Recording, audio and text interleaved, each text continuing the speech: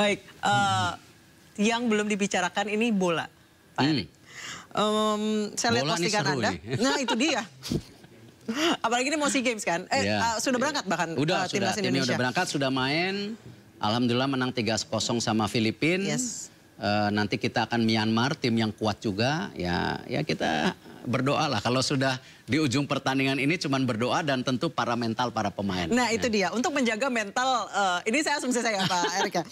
Untuk menjaga mental para pemain, apalagi yang masih muda-muda ya Pak Erik. Ya, Pak Erik tuh, saya lihat postingan Pak Erik kasih motivasi gitu, udah kayak Mourinho. Ya, olahraga ini dunia saya banget. Ya, mungkin track record saya juga bekas pemilik klub sepak bola di Italia, Inter Milan. Lalu juga saya pernah punya klub NBA 76ers. Ini saya banget. Saya pernah jadi ketua KOI. Saya pernah jadi ketua basket. Saya sekarang juga masih aktif jadi IOC, Olympic member. Ya ini dunia saya banget. Dan saya kenapa cinta olahraga itu karena 3 hal. Satu, di olahraga itu kita diajarkan sportivitas. Mengakui yang menang. Ya, kalau kalah bukan ngedumel. Tapi jangan kalah itu jadi kalahan. Itu harus punya motivasi sendiri gitu. Jadi bagaimana di olahraga ini sportivitas dan yang kedua fighting spirit. Ini yang saya selalu tekankan, anak muda Indonesia itu harus punya fighting spirit. Kalau lihat dari timnas Indonesia terutama yang muda-muda. Itu terutama. Lebih kuat yang mana? Fighting spirit atau motivasi atau duanya berjalan? Saya rasa semuanya harus kita godok. Kenapa? Kalau sudah di lapangan itu banyak pressure lain. Ya, supporter, kadang-kadang permainan keras, tuan rumah atau musuh untuk menjatuhkan mental. Ya, War of nerve-nya juga kenceng ya. Pasti belum kata-kata di lapangan. Kalau di basket itu, saya nggak tahu di sepak bola ya.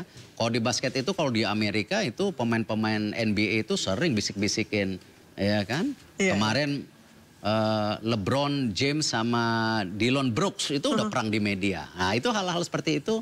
Kata-kata itu ya menjadi bagian dari mental. Nah itulah kenapa ketika saya bertemu mereka ya saya cuma titip mental. Karena mental itu yang membuat mereka kalau ketinggalan lari ya pengen lari lagi supaya jangan sampai gol gitu. Nah itu mental.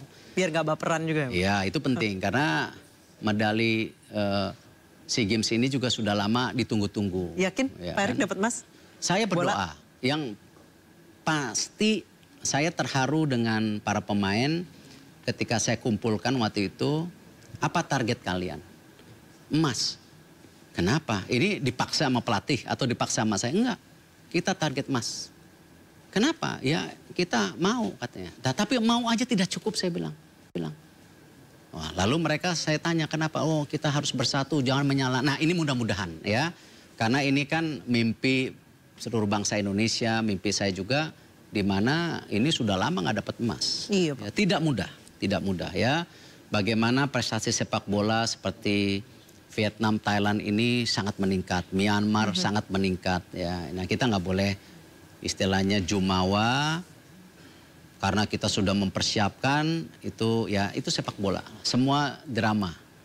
Ya, karena jadi bola itu ya bundar, saya hanya bisa tentu mensupport mereka dan insya Allah saya mau minta izin juga Bapak Presiden kalau nanti semifinal final ya saya ingin juga bersama para pemain di sana ya bersama para pemain di sana kalau diizinkan tetap kerja gitu. Oke, masih soal bola tapi bukan soal pertandingan, bersih-bersih PSSI. Pak Erik bahkan menggandeng auditor Ernst & Young. Ini apa yang sejauh ini PSSI sudah puluhan tahun, prestasi bola masih begini-begini aja. Apa Pak Erik menemukan sebuah celah atau kesalahan? Saya percaya kan kuncinya keberhasilan itu kalau kita punya manajemen yang profesional dan kuat. Saya sudah buktikan di Asian Games, kenapa kita Indonesia berhasil? Karena saya mencari, ya, mengambil, mengaktifkan orang-orang terbaik di Indonesia pada saat itu. Di bidang-bidangnya, ada yang entertainment, ada yang olahraganya. Sama di Kementerian BUMN saya ambil bankers terbaik. Pak Tiko, Pak Budi yang sekarang Menkes, Pak Pahala itu bankers terbaik. Karena itu BUMN bisa berjalan, belum lagi di bawahnya kita perkuat. Nah sama, Di PSSI ini kita kan tentu sumber dananya ada 2. Ada dari liga, ada dari pemerintah. Dari pemerintah biasanya masuk untuk program tim nasional ataupun program jadi tuan rumah. Dari liga itu pemasukan lain-lain yang kita bisa jadikan program untuk wasit lain-lain. Bahkan saya minggu-minggu ini kalau tidak meleset akan menerima presentasi VAR. Itu VAR yang sekarang sedang ditunggu-tunggu. Nah, kita lagi dorong nih kalau bisa VAR di musim ini tetapi periode berikutnya ya. Jadi setelah Desember. Karena itu perlu training, VAR-nya perlu. Ini sedang negosiasi kita. Nah, itu kan ada keuangannya juga. Harus dipakai. Lalu juga ada pendanaan dari FIFA. Yang dimana FIFA itu memberikan 1.250.000 US. Tapi itu program FIFA yang harus dijalankan. Dilihat apa? Kompetisi ini jalan nggak? Kompetisi ini pendidikan wasit jalan nggak? Ya. Dan tentu dana lainnya. Nah, ini kan harus dibuka. Dana ini kemana? Nah, tentu kalau dana dari pemerintah ada hal-hal korupsi itu udah pasti kerugian negara, masuk penjara. Iya, karena ini kan auditornya independen. Kalau misalnya pada saat bersih-bersih ini menemukan ternyata ada korupsi dan yang mau melakukan adalah orang yang Pak Ete kenal kan? Ketika saya bersih-bersih BUMN, saya tidak pandang bulu. Ya, kalau memang salah, salah. Nah, ini yang saya minta, berilah kesempatan juga untuk saya memimpin PSSI. Dan saya rasa exco-nya lagi kompak-kompaknya sekarang. Ya, untuk mereka juga ingin tadi, seperti yang kita janjikan bersama-sama. Menjadikan sepak bola kita yang bersih dan berprestasi. Bersih itu dan kata konten. Salah satunya ini. Nah, tentu ini proses. Jangan juga misalnya kita langsung, oh ini yang ngambil. Jangan, kan ada buktinya nanti. Ada yang proses hukum, ada proses yang mengembalikan dananya. Kan ada 2. Ada yang minjem 200, oh ya Pak saya kembalikan, nggak apa-apa. Kan nggak apa-apa. Kalau korupsi ya nggak bisa gitu. Sikat ya Pak? Ya harus. Kan track recordnya udah seperti itu kok, tanggung. Pak Erik, dari bola kita main ke basket. Indonesia sudah oke di Asia Tenggara memang basketnya, tapi belum... Ya enggak lah, belum oke. Karena gini... Masih level so-so ya Pak ya? Iya, kita itu selalu di bawah Filipina. Baru pertama kali kita dalam sejarah itu mengalahkan Filipina di SEA Games kemarin. Iya. Nah, karena itu sekarang Filipina, Thailand bangun tidur. Ya. Nah, tentu tapi terlepas dari apa begini. Ini ada dinamika yang menarik. Ya. Bola itu adalah olahraga nomor 1 di Indonesia. Baik di kota dan di desa. Tetapi yang menarik sekarang, bola basket ini menjadi salah satu olahraga yang paling banyak dipermainkan. Di sekolah-sekolah. Dan juga di kota-kota. Nah, saya cuman melihat kembali tadi konteksnya ke olahraga. Kalau generasi muda kita banyak yang berolahraga, artinya apa? Kita mendapatkan 3 hal. 1, kesehatan. Jauh dari narkoba. Kedua, karakter. Karakter fighting spirit apa. Nah yang ketiga apa? Konteks ekonominya. Ini ada pembukaan lapangan pekerjaan baru. Nah karena itu ya basket sendiri saya lihat ini sesuatu alat untuk bagaimana generasi muda itu punya alternatif. Ada bola, ada basket, ada bulu tangkis, ada voli. Nah kebetulan basket ini pun sekarang lagi naik daun. Ya, bagaimana sekarang investornya ya banyak dari selebritis-selebritis juga mulai ke basket juga, nggak ke bola aja. Ini momentum ini yang kita jaga gitu. Dan saya rasa punya ceruk pacar sendiri ya, karena itu ya saya berharap prestasi bola basket ini juga ya oke. Ya, sepak bola pernah emas, basket punya emas. Pernah emas juga loh, baru loh. Jadi artinya sama-sama oke. Pak Erik ini kan Indonesia tidak nggak ikut nih di Piala Dunia Basket, tapi tuan rumahnya Indonesia. Bagaimana caranya supaya acara ini tetap jadi kesan yang baik? Gini, memang kembali ini sebuah event yang luar biasa.